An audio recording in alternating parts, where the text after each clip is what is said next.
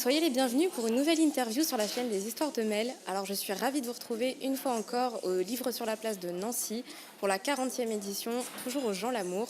Parce que l'année dernière j'avais déjà eu la chance d'interviewer des auteurs et cette année je me trouve avec Catherine Bria. Bonjour. Bonjour, merci à vous d'avoir accepté de répondre à ces quelques questions. Merci, merci, je suis ravie d'être là, je suis ravie de retrouver ce salon. J'étais venue déjà une fois pour mon deuxième roman en 2010, pour le dernier D'accord. rendez-vous. Et là c'est la 40e édition, donc c'est vrai que c'est un petit peu particulier. C'est magnifique, tout le monde est là, c'est la grande famille des auteurs, il y a le soleil sur la place Stanislas ce matin, c'est vraiment magnifique. Oui, on a de la chance, on est vraiment dans un beau lieu. Si vous n'avez jamais vu Nancy, profitez-en un jour. Si vous êtes fan de Salon du Livre, n'hésitez pas parce que le Livre sur la place, c'est vraiment un beau salon. Donc Catherine, excusez-moi, je vais vous appeler par votre prénom. Au contraire, merci, oui, bien sûr. Vous avez publié donc chez Héloïse d'Ormesson un roman intitulé Le Divan Rouge. Est-ce que vous pouvez nous en dire un petit peu plus sur ce roman ? C'est mon dernier roman et c'est le plus personnel, c'est un petit roman très, très condensé, très, très ramassé. Qui fait à peu près 120 pages et qui est effectivement c'est vrai que c'est le plus personnel de mes livres, qui est sorti comme un jet un jour pour raconter probablement ce que j'appellerais une histoire de résilience, c'est-à-dire un moment difficile de la vie où il a fallu que je recommence tout à zéro. Et c'est l'histoire de ce nouveau départ. Et comme c'est dit sur la couverture, tout est concentré autour d'un meuble, d'un divan. Et c'est, comme c'est dit, le premier meuble du reste de ma vie. Voilà. Et l'écriture a-t-elle toujours fait partie de votre parcours ou c'est venu plus tard ? Racontez-nous un peu. Alors j'ai toujours écrit, en effet, ça a toujours fait partie de ma vie, la lecture, l'écriture. Mais le jour où j'ai décidé que j'irais jusqu'au bout, c'est-à-dire au bout d'un roman, au bout d'une œuvre, de la terminer, et surtout de me dire, bon, je vais essayer de la faire publier, parce que c'est ça qui est le plus important. En fait, c'est assez récent, ça remonte à 2003, donc il y a 15 ans, et je sais très bien qu'en fait, il a fallu que j'attende la mort de mon père, en fait. C'est la mort de mon père qui m'a permis de me libérer de quelque chose qui était derrière moi et qui ne m'autorisait pas à aller jusqu'au bout de mon écriture. D'accord. Vous avez dit tout à l'heure que c'était un roman assez personnel. Ce divan rouge a-t-il existé ? Oui, il a existé, oui, absolument. Et pour tout vous dire, il existe toujours. D'accord. Il a beaucoup voyagé, mais il existe toujours. Il a un peu accusé le coup là avec les années, mais il existe. Alors il a souffert les affres qu'on lit dans le roman, du coup. Oui, en grande partie, pas forcément toutes, parce que tout n'est pas complètement autobiographique, hein, bien sûr, mais en grande partie, oui, bien sûr. Ouais. D'accord. Pourquoi avoir choisi de créer des personnages anonymes ? Finalement, il y a très peu de personnages. Il y a la narratrice, il y a ses enfants, quelques amis, un amant de passage, mais aucun n'a de nom.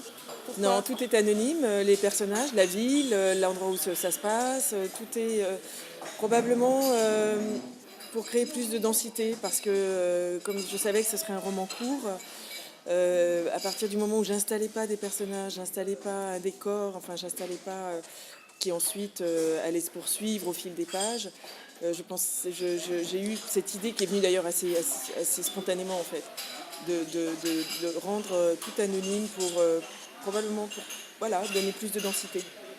Effectivement, je pense que c'est réussi parce que effectivement c'est très très court, mais c'est presque un huis clos.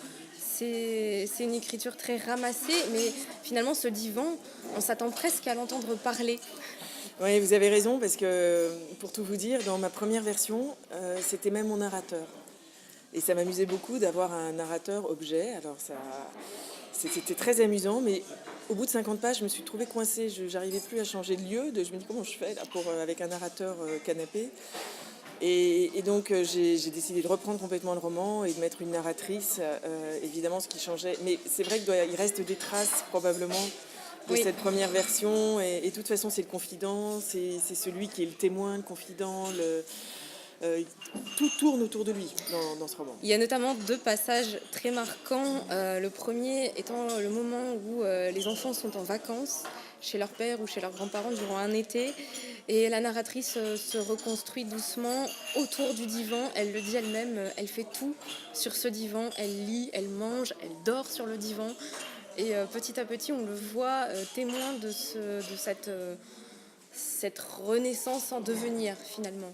Oui, tout à fait. Alors, comme c'est le premier meuble du reste de sa vie, c'est-à-dire que, alors bien sûr, elle a un lit, mais ce divan, il occupe la place dans le salon et il est unique en fait. Donc elle y passe ses jours et ses nuits dans ce salon à se reconstruire. Parce que dans un lit, probablement, je sais pas, dans un lit on est censé dormir, enfin il y a plus, et si on n'y arrive pas, c'est encore plus déprimant. Et donc quand on est dans une pièce comme ça, intérieur jour, intérieur nuit, comme un salon, on peut se permettre de se dire non mais bon je vais lire, je vais écrire, je vais faire autre chose. Et puis si je peux dormir, je peux dormir. Parce que voilà, c'est quand même, la narratrice traverse une période difficile où le sommeil est assez absent.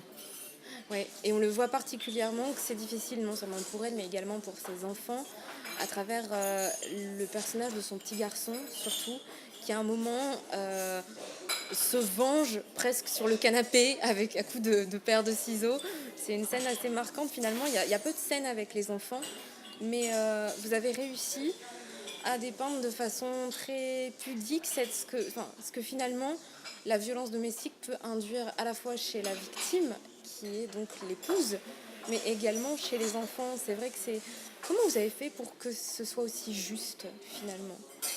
Je sais pas, je peux pas vous dire si ça sonne juste. Et je le sais parce que beaucoup de lectrices, de lecteurs sont touchés.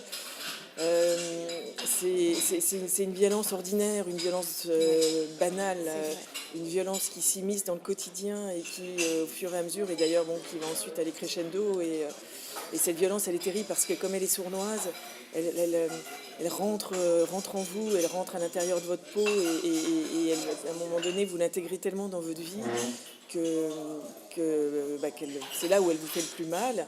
Mais quand c'est très très insidieux, c'est-à-dire et les enfants, vous savez, les enfants c'est des éponges aussi. Hein. Bien sûr. Et les enfants, voilà, ressentent et réexpriment cette violence. Et le petit garçon en l'occurrence.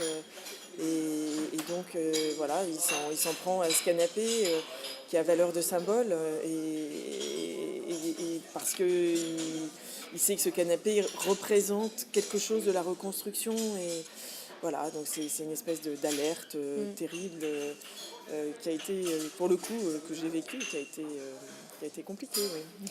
Et finalement, est-ce que ce divan rouge, c'est pas la mise en abîme de la violence vécue par les personnages? Oui, c'est le témoin, mais c'est le aussi, témoin, c'est une mise en abîme. C'est vrai que cette couleur rouge elle domine, hein, elle domine le livre. Donc elle dit la passion, la violence, la passion, l'amour aussi, la vie. C'est la première couleur qu'on voit d'ailleurs hein, quand on est bébé. Première couleur qu'on voit, c'est le rouge. Voilà, donc c'est vrai que tout s'organise autour de cette couleur rouge aussi. Et vous n'avez pas eu envie, à la fin du roman, on sait qu'elle s'est reconstruite, qu'elle part pour un ailleurs, on ne sait pas lequel. Le connaissez-vous vous-même cet ailleurs ou est-ce que... C'est un ailleurs. C'est un ailleurs. C'est un ailleurs, peu importe où, mais c'est un ailleurs. C'est-à-dire besoin de s'extraire d'un lieu où le vécu a été tellement difficile qu'il y a un moment pour vraiment totalement recommencer et repartir, l'ailleurs est nécessaire. Oui. Alors, un mot sur un prochain roman, peut-être? Y en Oui, a-t-il un? oui. Alors bon, je travaille beaucoup, alors je n'arrive pas trop à écrire en ce moment, mais j'en ai un, oui. J'en ai un. Alors là, j'aime bien me lancer des défis littéraires chaque fois que j'écris, donc j'avais essayé de faire un objet narrateur. Bon, je ne suis pas parvenue, mais celui-ci est un défi pour moi parce que c'est un roman un peu policier et qui donc va m'obliger à construire et anticiper une construction, ce qui n'est pas du tout dans ma façon d'écrire. Moi, j'écris dans un jet et après, je retravaille beaucoup. Mais là, je vais être obligée d'anticiper parce que voilà, il y a du suspense, il va y avoir des rebondissements et il faut quand même que je sache où je vais arriver pour pouvoir construire. Et donc c'est plutôt un ressort policier. Donc en règle générale, il n'y a pas de plan. Pour le divan rouge, il n'y avait pas de plan. C'est un jet qui est sorti bien longtemps après d'ailleurs. Un jour, c'est une scène très précise dans ma vie. Un jour, ma fille rentre à la maison, se met sur ce canapé et se met à pleurer. Et elle le prend comme témoin, comme confident, et elle lui parle. Et elle lui dit « mais t'as toujours été là pour nous ». Et elle pleurait toutes les larmes. Et là, j'ai eu le déclic, j'ai dit « ah oui, celui-là, Il a toujours été là pour nous et je me suis mise à ma table de travail et j'ai écrit ce livre. D'accord. J'ai lu dans une interview que vous avez donnée que vous adoriez Camus. Est-ce que vous serez Oui. à la lecture de clôture du livre sur la place avec Lambert Wilson et Isabelle Adjani? J'adorerais parce que je suis plongée dans les correspondances. Je trouve ça d'une beauté extraordinaire. Ça me touche. Mais très sincèrement, je ne sais pas à quelle heure c'est exactement par rapport au train. Enfin, voilà. Alors, je vais vous répondre, c'est à 18h30. Donc je peux y aller alors. Ah, bah, Ah oui, c'est très bien. l'an dernier, j'ai tout de suite acheté ces correspondances. Je me suis plongée et c'est quelque chose. Enfin, c'est une matière extraordinaire.